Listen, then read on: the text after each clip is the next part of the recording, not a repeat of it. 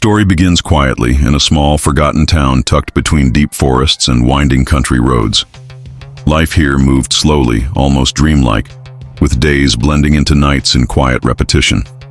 People worked, came home, locked their doors, and slept, always feeling as though the world beyond the trees was watching.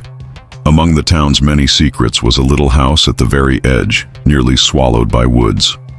The paint was peeling, the windows sometimes flickered with candlelight, and the garden was wild and overgrown. In that house lived Martha, a middle-aged woman who preferred silence over neighbors, and her one companion, a black and white cat, named Ashes. Ashes was no ordinary cat. He had a certain presence about him. Sleek fur that seemed darker at night, golden eyes that glowed in the dimmest light, and a peculiar habit. He brought things home. At first it was normal for a cat.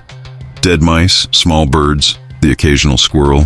Martha, who had lived alone for years, would scold him half-heartedly, sweeping the bloody little gifts away before making herself tea. But soon, the pattern changed. It wasn't just random kills anymore. Ashes seemed almost deliberate. Each morning at the break of dawn, Martha would find him sitting proudly at the doorstep, a new offering laid neatly before her. A sparrow, wings spread. A crow, its beak still open in a silent scream. A pigeon placed almost ceremoniously, as if part of some dark ritual. The neighbors began whispering. Children passing by pointed and muttered that Ashes had demon eyes. Old folks muttered the word omen under their breath, but Martha ignored them. Ashes was her only friend, her only company in a house too big and too empty, until the night that changed everything. It was raining, a heavy, relentless downpour that rattled the roof and soaked the earth outside. Martha sat by her window, sipping tea, watching the sheets of rain obscure the tree line. Normally, Ashes stayed in on stormy nights, curling by the fire, but this time he was restless, pacing near the door, scratching at the wood, meowing in low guttural tones. Finally, Martha sighed and let him out into the storm. His figure vanished into the darkness, swallowed by rain and shadow. Hours passed. The clock ticked past midnight. The house creaked with the weight of the storm. Martha began to worry. Then, just as the clock struck 3, there was a sound at the door. A heavy thump. Martha, heart racing, pulled her shawl tight and opened the door. Ashes sat there, drenched, eyes burning bright even in the rain. At his feet was something Martha at first mistook for another bird. But it wasn't. Even in the dim light, even half buried in mud, she could see it clearly. A human finger. Small, pale, limp. The storm raged louder. Ashes meowed once, softly, like a child trying to speak. Martha's teacup slipped from her hands and shattered on the floor. This was no longer a game of dead birds. This was the beginning of something else. Something she couldn't name, but could feel. The house suddenly felt too quiet, the woods outside too alive. And somewhere in the distance, beneath the thunder, she thought she heard a sound. Martha could not sleep that night. The storm outside finally weakened, but her mind raced endlessly. The image of the pale finger at her doorstep replayed over and over, burned into her vision like a scar she could never erase. She had swept it away quickly, wrapping it in an old cloth and burying it deep in the garden, trying not to look too closely. Maybe she was wrong. Maybe it wasn't what she thought it was. Perhaps it was from a mannequin or a doll lost in the woods. That had to be it. Anything else was too horrifying to accept. But Ashes disagreed. The cat sat at the window all night, eyes fixed on the trees, tail flicking with agitation. Every so often, he would turn his head toward Martha, as if watching her, as if making sure she didn't forget. The next morning, the neighbors noticed Martha's pale face, her trembling hands as she tended her garden. Whispers traveled quickly. In a small town. "She's cursed," someone muttered. "That cat of hers brings death," another replied. Children dared one another to walk past her gate, giggling nervously before running away. But Martha wasn't thinking about gossip. She was thinking about the woods, about what else might be buried there. That night, when Ashes scratched at the door again, Martha's heart stopped. She wanted to keep him inside, to lock the door and pretend nothing had happened. But the cat's cries grew more desperate, almost painful. Against her better judgment, she let him go.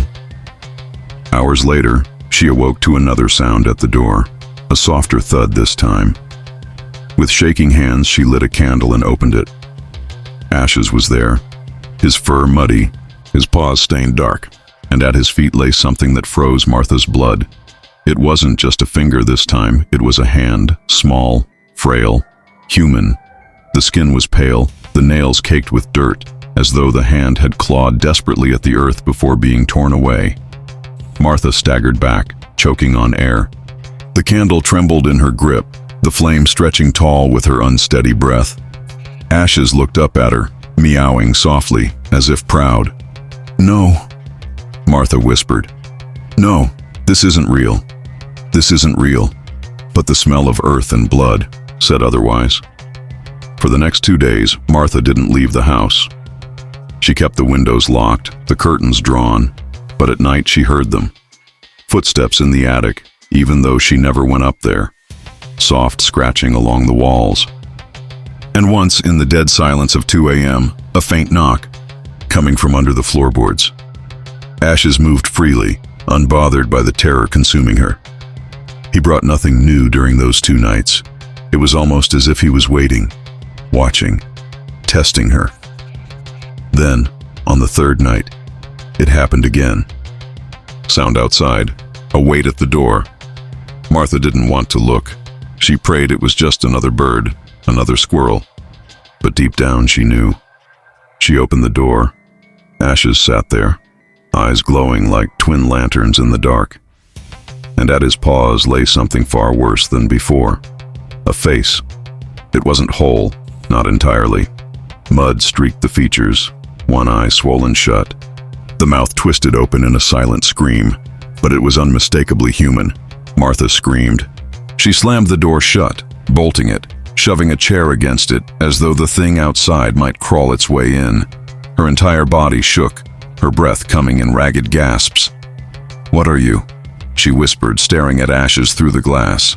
But the cat only blinked slowly, calmly, as though nothing was wrong. And then she heard it, from the woods, a voice, low, broken, calling her name. "Martha." Her knees nearly gave way. The voice came again, louder this time.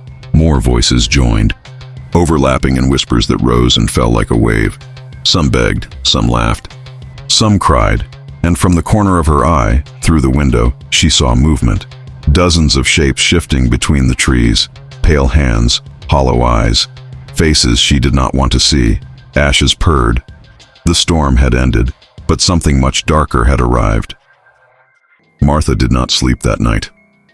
The voices outside grew louder, circling the house, whispering her name in tones that rose and fell like a twisted choir. Every so often, something scratched at the walls. The sound of fingernails against wood. She sat in the corner, clutching a candle, her face pale, eyes wide, as Ashes curled calmly beside her, purring louder and louder.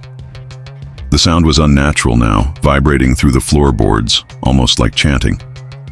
By dawn, the voices faded. The woods went still again, but Martha knew this was only the beginning. She stumbled into the garden, trembling, desperate to prove to herself that she was imagining things. She went to the spot where she had buried the finger. With shaking hands, she dug through the damp soil. It was empty. The cloth she had wrapped it in was gone. Her heart sank. She checked the place where she had buried the hand. Gone. The face Ashes had brought. Gone too. No trace left behind, as if the earth itself had swallowed them. And then she saw it. Footprints. Small, human footprints leading from the garden into the woods. Fresh, wet. She staggered back, covering her mouth, her scream trapped inside her chest. Ashes appeared at her feet, brushing against her leg, nudging her toward the trees as if guiding her. "No," she whispered, tears streaming down her face. "I'm not going in there." But the cat was relentless. He trotted ahead, pausing to glance back at her, his golden eyes glowing unnaturally in the early light. Finally, against every instinct screaming inside her, Martha followed. The woods were cold, unnaturally quiet. Every branch seemed to lean toward her. Every shadow seemed alive. The footprints wound deeper and deeper into the forest until they reached a clearing she had never seen before. And there was a hole, a deep, open grave in the center of the clearing. The soil freshly disturbed, as though something, or someone, had just crawled out. The air stank of rot and earth. The moment she stepped closer, the ground trembled slightly, and from the hole came a sound that made her knees buckle. A laugh. Low. Wet. Human, yet not human at all. Ashes leapt onto the edge of the grave, staring down, his tail swishing slowly. Martha froze as pale hands began to claw their way out of the earth. One hand, then another. A face pushing up through the soil, mud dripping from empty eye sockets. And it spoke. Martha. Her scream tore through the clearing. She stumbled. Back, but more shapes began to rise from the dirt. Dozens of them, crawling out from shallow graves all around her, dragging their broken bodies across the ground. Their mouths hung open, whispering her name in unison. Martha. Martha. Come with us. She turned and ran. Branches tore at her arms, her dress caught on roots, but she didn't stop. She could hear them behind her. The shuffling, the whispering, the laughter. When she burst from the woods into her garden, she collapsed to her knees, gasping, shaking uncontrollably. She looked around wildly, but the clearing was silent again. No figures, no whispers, only Ashes, sitting calmly by the porch, licking his paws. For a moment, she thought she was safe, that it was over, until she saw the porch. At Ashes's feet lay something new. Not a bird, not a hand, a child's shoe, small, muddy, streaked with blood. Her eyes filled with horror as she realized it wasn't old. It was fresh. The voices returned, faint but growing, drifting from the woods. The whispering rose like a chant, calling her name again and again. Ashes purred louder than ever, staring at her with those glowing eyes. And in that moment, Martha finally understood. The cat wasn't bringing her gifts. He was leading her to them, and she had already gone too far. The screen fades to black, but just before the silence takes over, one final sound lingers. A child's voice, whispering from the shadows. See you soon, Martha.